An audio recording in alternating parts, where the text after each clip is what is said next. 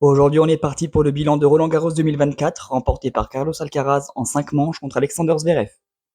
Mais avant de se pencher sur l'analyse de tournoi, j'aimerais faire le point sur un petit sujet périphérique, la non-invitation de Dominic Thiem pour le tableau principal. Donc je vais être un peu piquant, mais j'aimerais être clair et honnête. J'ai toujours été relativement gêné par les choix des wildcards pour les tableaux principaux des grands chelems. Alors évidemment, les tournois invitent qui ils veulent, mais ne pas inviter un joueur qui a été 2 fois finaliste, qui a battu 2 fois Novak Djokovic ici, qui est un monument sur terre battue, et qui prend sa retraite en fin de saison, c'est un peu dommage. Ce choix m'interpelle d'autant plus que les listes d'invitations sont, sauf exception, composées quasiment des mêmes joueurs chaque année ou tous les 2 ans, dont on sait très bien qu'ils n'ont pas le niveau requis, et qu'on les invite aussi et surtout pour qu'ils touchent le chèque. Je ne vais pas citer de nom, le but n'est pas de cibler, de faire du drama, de faire de la peine, mais si ça vous intéresse, regardez les listes depuis 2016, c'est tous les ans ou tous les 2 ans à peu près la même. Donc à un moment, c'est un favoritisme qui me dérange, car on se retrouve, comme je l'ai dit, toujours avec la même liste de joueurs qui ont simplement la chance d'être nés dans un des 4 pays organisateurs de Grand Chelem. Parce que oui, l'entrisme va jusqu'à s'inviter les uns les autres entre fédérations. Moi je me mets à la place d'un jeune bulgare de 18 ans, par exemple, ou cette année de Dominic Thiem. Faut vraiment faire preuve de beaucoup de recul pour pas le prendre mal. Il a réussi à le faire, donc c'est tant mieux pour lui. Cette année, Thiem n'avait pas le niveau non plus, mais c'est un peu le principe des wildcards. On aurait pu rendre hommage à sa carrière, à ce qu'il a fait à Roland, à ce qu'il a fait sur terre battue de manière générale, tous les excellents joueurs qu'il a battus.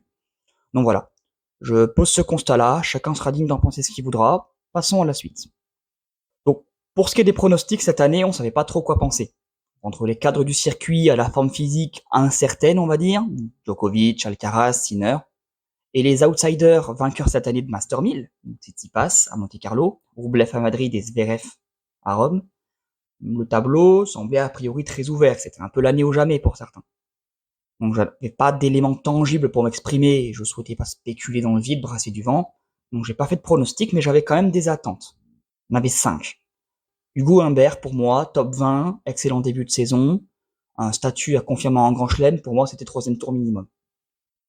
Un peu comme Arthur Fils, tête de série aussi, un statut à confirmer, ça fait 1 an qu'il a gagné son premier titre, et en plus sur terre battue, pour moi 3e tour minimum aussi. Donc Rublev avec la capacité de passer un cap, un vrai cap, vainqueur de 2 Master 1000 sur terre déjà, dont un cette année. Pour moi c'était la 2e semaine obligatoire pour les quarts de finale. Pour moi il y avait match, il y avait moyen de se retrouver contre Tsitsipas et peut-être de passer. Daniil Medvedev, du mieux sur terre battue ces dernières années, notamment sur le plan mental, donc forcément ça a tout débloqué. À confirmer, moi j'attendais quart de finale. Voilà. Et les 3 outsiders principaux, donc Zverev, Tsitsipas et Rude. Pour eux c'est le moment ou jamais. Rude a perdu 2 fois en finale en 2022 et 2023, donc moi je les voyais aller le plus haut possible, j'espérais qu'ils aillent le plus haut possible et que l'un des 3 puisse gagner. Et pour tous ces joueurs, j'ai consacré ou je consacrerai un épisode de la série Débrief, dans lequel je fais l'analyse du style de jeu des joueurs, de leur carrière, et je donne des conseils. Donc si vous les avez pas vus, je vous conseille d'aller y jeter un coup d'œil. Et d'ailleurs, j'ai bien fait de rester réservé parce qu'en fait, le tournoi s'est déroulé de manière à peu près classique, à l'exception de Djokovic, qui n'était objectivement pas classé parmi les favoris ultimes. Moi, j'avais aucune attente par rapport à ça. J'espérais juste qu'il aille le plus loin possible pour lui, pour sa carrière. Et à la lumière de cette petite liste, pour certains, on va parler des déceptions et des bonnes surprises. Donc les déceptions, il y en a 2 majeures pour moi. La première, c'est la défaite d'Humbert, donc au premier tour contre Sonego, à 11h le premier jour. Et j'ai trouvé Sonego vraiment très bon. Pour moi, c'est vraiment pas une victoire volée. C'est une déception parce qu'Humbert a cruellement besoin d'un déclic en Grand Chelem et sur terre battue particulièrement. C'était le bon moment. Malheureusement, il n'est pas parvenu à le faire. Donc, Humbert, je l'ai trouvé aussi relativement bon sur les 3 premières manches. On sent quand même un blocage psychologique. Il n'a pas sur dur, il n'a pas en intérieur, et qui l'empêche de lâcher complètement ses coups, de prendre vraiment l'initiative. Et finalement, cette initiative, c'est Sonego qui l'a souvent prise. Et Humbert s'est retrouvé à subir, ce qui est rarement le cas dans ces matchs. En général, Hugo l'attaque, tous azimuts, sans compromis, sans concession. Il gagne ou il perd par lui-même parce qu'il a réussi à faire plus ou moins de fautes directes ou de points gagnants. Là, Lorenzo a été extrêmement agressif, que ce soit en coup droit, en prenant le filet dans l'échange, après le service. Vraiment, Lorenzo a réalisé un match plein. Or, le 4e set d'Hugo, par contre, a été complètement raté. Beaucoup trop de fautes directes pour espérer quoi que ce soit. et c'est finalement une défaite en 4 manches sur le Suzanne Lenglen, et c'est vraiment dommage, c'est la première déception. La deuxième déception majeure, il n'y en a pas beaucoup, c'est un tournoi relativement classique, c'est la victoire d'Arnaldi sur Roublev, ou je dirais plutôt la défaite de Roublev, c'est plutôt ça qui est décevant, en 3-7 secs.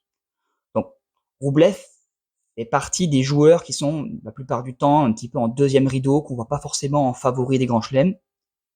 Mais cette année, il y avait une vraie chance. Donc après un match très convaincant contre Martinez, moi j'ai vu ce match contre Martinez, et Roublev était extrêmement puissant, extrêmement entreprenant, très bien servi. Il faisait face à Matteo Arnaldi qui venait lui de sortir Arthur Fils, qui est aussi une déception, dont je parlerai pas parce que c'est globalement la même que celle d'Humbert. Arnaldi qui est un adversaire qui est relativement à sa portée. On peut pas dire que Roublev ait raté son match, mais certains secteurs du jeu qui lui ont fait défaut, notamment le service.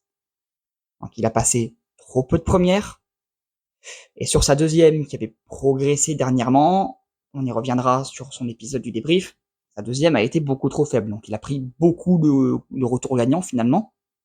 Au retour de première, qui est souvent son point faible également, il a été très peu performant, encaissant beaucoup trop de services gagnants, permettant à Arnaldi de s'installer rapidement dans l'échange et de remporter une grande partie des échanges courts. Roublev a présenté un duel service-retour qui était doublement défavorable, il a moins bien servi et moins bien retourné, ce qui est souvent fatal, et effectivement le résultat, c'est une vraie défaite en 3-7, convaincante, il n'y a aucun débat possible, il a vraiment perdu ce match et nettement. Donc le jeu de fond de cours, moins impacté par le service que sur d'autres surfaces, est un petit peu plus équilibré. Roublev habituellement, c'est un joueur qui est très fort dans la diagonale de coup droit, qui est très fort en coup droit décroisé, donc sur le revers adverse, mais la diagonale revers est souvent un des schémas de jeu qui lui est très défavorable. Et ça n'a pas manqué. Roublev a été souvent fixé dans cette diagonale, la majorité de ses fautes ont été obtenues de cette façon, il n'a jamais réussi à se sortir de cette filière, et la diagonale de coup droit n'a pas été si rentable que ça pour lui, car même s'il a souvent réussi à mettre des coups gagnants, il en a subi énormément, il en a même subi plus. En plus d'avoir très bien servi et très bien attaqué, Arnaldi a aussi été également extrêmement régulier, quasiment impénétrable des deux côtés, une excellente régularité, ce qui lui a permis d'allonger les échanges et de prendre l'avantage sur ces échanges longs. En bref, une victoire totale et bien méritée. Les bonnes surprises, comme je l'ai dit, le tournoi s'est déroulé normalement pour moi, on n'a pas eu sur ce Roland-Garros de joueurs qui ont transpercé le tableau sans y être attendu. On se rappelle par exemple de Karatsev à l'Open d'Australie 2021, qui était à peine un joueur de challenger 2 mois avant et qui s'est retrouvé à ne perdre qu'en demi-finale contre Novak Djokovic. Là, il n'y a pas eu.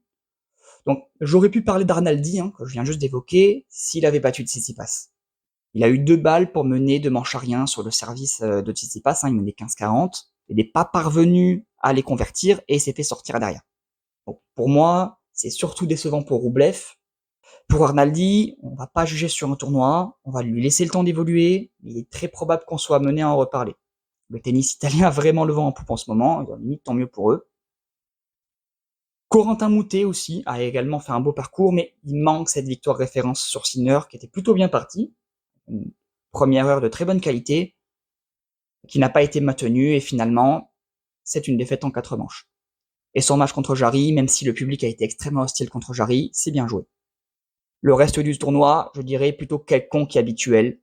Donc la demi-finale entre Alcaraz et Sinner, même si elle est soldée en 5-7, pour moi elle a été un peu décevante, a été l'objet d'énormément de hauts et de bas sur le plan mental et sur le plan physique, avec un Sinner en difficulté sur son service, donc ça lui a été fatal, il a fini par perdre. Moi je propose qu'on passe directement à la finale, sur laquelle je vais un peu plus développer, et je voudrais commencer par analyser le parcours des 2 finalistes. Carlos Alcaraz a connu un parcours qui est relativement tranquille jusqu'en demi-finale, ne laissant qu'un set au second tour contre De Jong. Il a parfaitement tenu son rang tout au long du tournoi. Il a très facilement battu un Auger Aliassime beaucoup trop friable et beaucoup trop peu efficace au service. Il a livré une très belle performance contre Stefanos Tsitsipas en quart de finale, remportant encore le bras de fer service-retour et imposant son jeu d'attaque. D'ailleurs, il a dominé ce bras de fer service-retour sur l'ensemble de la quinzaine, avec un service correct, mais surtout avec un bon retour. Et je pense que c'est en grande partie cette domination qui lui a apporté la victoire finale. Il souffrait en arrivant d'une blessure à l'avant-bras qui l'avait déjà privé de défendre ses chances à Rome. et qui a diminué l'impact théorique qu'il pouvait avoir sur ce Roland-Garros. On avait vraiment peur qu'il soit pas au niveau, et il s'est parfaitement adapté tactiquement. Il a choisi de frapper moins systématiquement de toutes ses forces, de varier davantage les directions, les angles, les effets. Et si d'ailleurs, au cours de ce tournoi, il a pu se rendre compte de la puissance tactique, mauvais jeu de mots, que cette variation pouvait apporter, en plus de préserver son physique, il sera évidemment de plus en plus dangereux. Sa demi-finale, comme je l'ai déjà dit, n'a pas tenu ses promesses, tant sur le plan de la qualité de jeu que de la maîtrise des émotions. Et Sinner en grande difficulté au service, ce qui ne lui a pas facilité la tâche quand son physique a commencé à décliner, a perdu ce match en 5-7. Donc le vainqueur n'a pas été le meilleur, mais je dirais le moins en proie aux faiblesses physiques et mentales. Alexander Zverev, je l'ai trouvé moins convaincant sur l'ensemble du tournoi. Bon, méritant sa place en finale, mais moins convaincant. Je l'ai trouvé passif du fond, notamment en coup droit, mais encaissant quand même des coups gagnants. Par contre, et ça c'est excellent, il a fait preuve d'une grande régularité des deux côtés sur une terre battue qui a été relativement lourde, relativement humide tout au long du tournoi, même avec le toit, les conditions restaient humides. Donc une régularité des deux côtés, associée à un service relativement performant et un retour très correct. Donc un tennis pourcentage, parfois puissant mais souvent passif. Et il sait, comme souvent en Grand Chelem, compliquer la vie sur des matchs qui étaient pourtant à sa portée. Je pense notamment à celui contre Talon Krikspoor où il aurait bien pu perdre ce match. Et sur lequel il a quand même réussi l'exploit de perdre une grande quantité d'échanges longs contre un joueur qui fait peut-être partie des moins réguliers parmi les joueurs du top 30-40. Pas une très bonne performance. Sa supériorité physique lui a comme souvent permis de s'imposer et de passer au tour suivant, mais il aurait vraiment pu y passer sur ce match-là. Et maintenant, j'aimerais parler de l'analyse de leur face-à-face. Que se passe-t-il lorsqu'ils s'affrontent? Et d'un point de vue général, Alcaraz est un peu mieux armé que Zverev, sur terre battue notamment. Donc l'issue de leur duel a souvent été dictée par le bras de fer service-retour, sachant qu'il est globalement favorable à Alcaraz, dont la qualité de retour empêche souvent Zverev de s'exprimer. Zverev, pas toujours un très bon service, il peut être extrêmement difficile à jouer sur son service, mais peut aussi passer complètement à côté, avec une seconde balle qui est souvent fluctuante. Et Zverev parvient, lui, assez peu à influer sur le niveau de jeu d'Alcaraz. Alcaraz, c'est pas forcément un joueur qui sert très bien, mais Zverev ne parvient pas spécialement dans leurs affrontements à faire baisser ce niveau au service. Donc un des points importants sera en particulier l'efficacité de service de Zverev. Du fond de cours, Zverev, qui est déjà assez passif en coup droit, surtout en grand chelem où il a du mal à faire du jeu, va devoir impérativement créer du jeu, justement. Empêcher Alcaraz de dominer totalement dans la diagonale coup droit, en prenant la balle tôt, en inscrivant beaucoup de coups gagnants, en faisant beaucoup d'amortis. L'atout de Zverev, c'est son revers, l'un des meilleurs dans la diagonale, l'un des meilleurs tout court sur le circuit. Il se trouve qu'Alcaraz joue aussi énormément son revers croisé, en étant quand même moins efficace. Donc la diagonale revers sera un schéma qui sera à l'avantage de Zverev. Et d'ailleurs, lors de sa victoire à Roland-Garros contre Alcaraz en 2022, la majorité des revers étaient joués croisés, et Zverev avait pu prendre l'avantage. Il avait également pu servir mieux et éviter la diagonale coup droit. Donc on a identifié là les clés de la victoire. Donc comme on l'a vu, celui qui gagnera sera celui qui servira le mieux, car outre les points gratuits, un bon service permettra aussi de décider de la direction que prendra l'échange. Alcaraz chercherait à bénéficier de la passivité de revers dans la diagonale coup droit, tandis que Zverev tentera lui de mettre une forte pression dans la diagonale revers.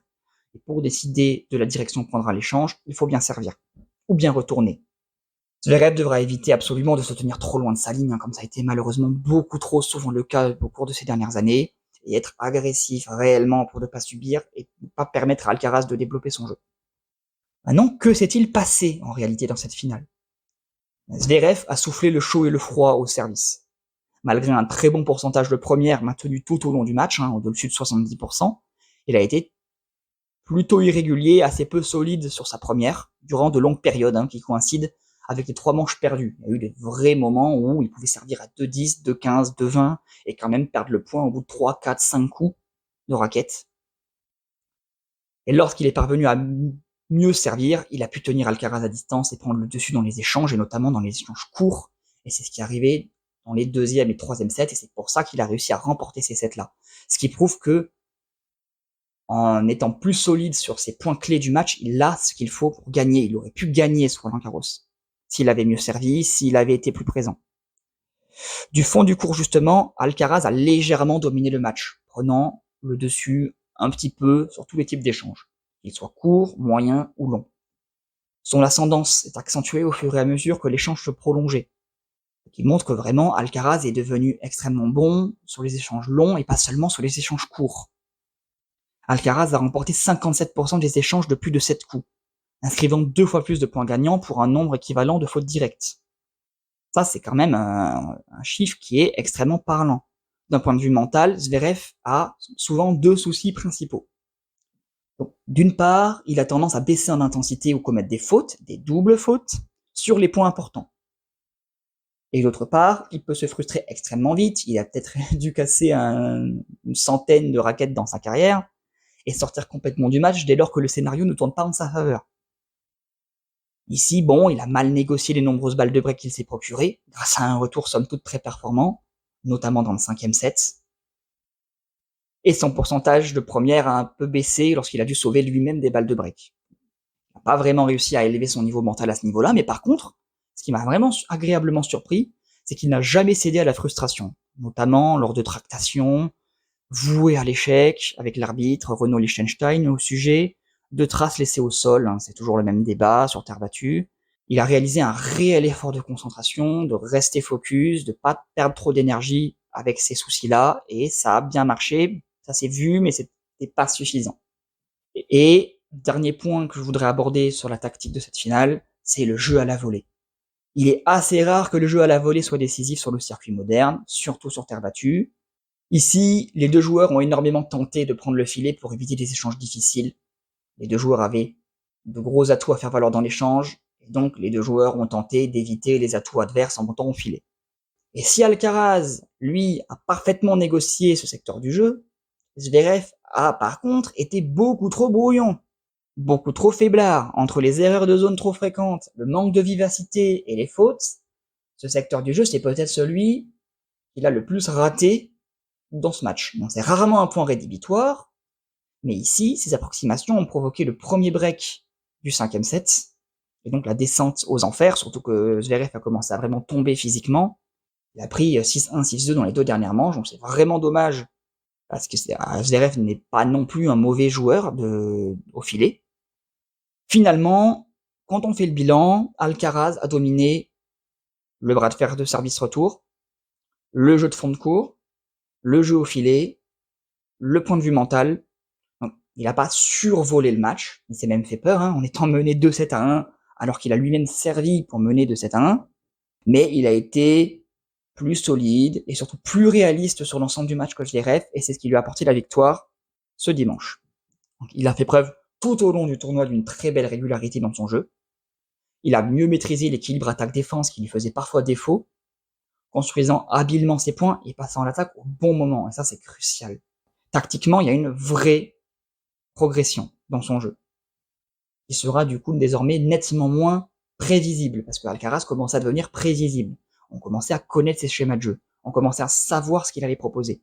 Et même si Alcaraz fait preuve de variation avec ses amortis, ces schémas de jeu qui mènent à l'amorti sont prévisibles.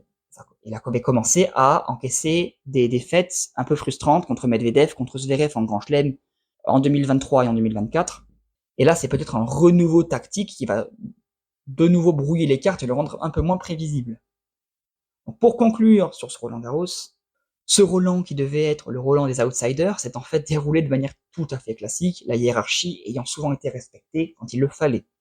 Alcaraz, déjà excellent sur terre battue, a dû s'adapter à son état physique en modifiant sa tactique. C'est une qualité dont seuls les meilleurs sont capables, et qui non seulement a pu le préserver physiquement, mais qui a réellement amélioré la qualité de son jeu sur cette surface. D'un point de vue comptable, il a gagné la D Roland-Garros, les points qu'il avait acquis à Wimbledon 2023 et qu'il aurait dû défendre le mois prochain. Il abordera donc le prochain Grand Chelem avec moins de pression. Donc j'en ai pas parlé parce que tout le monde est au courant, et que c'est pas le rôle de cette chaîne de faire de la description d'actualité, mais attention tout de même à Sinner, qui est nouveau numéro 1 mondial et qui a pris une avance confortable au classement. Il pourrait bien prendre le large en cas de défaite prématurée d'Alcaraz sur gazon, qui a quand même 2000 points à défendre. Donc c'est tout pour cette vidéo, j'espère que vous l'avez apprécié, je vous invite, Si l'envie vous en prend, à interagir avec moi en commentaire, et je vous souhaite une bonne fin de journée.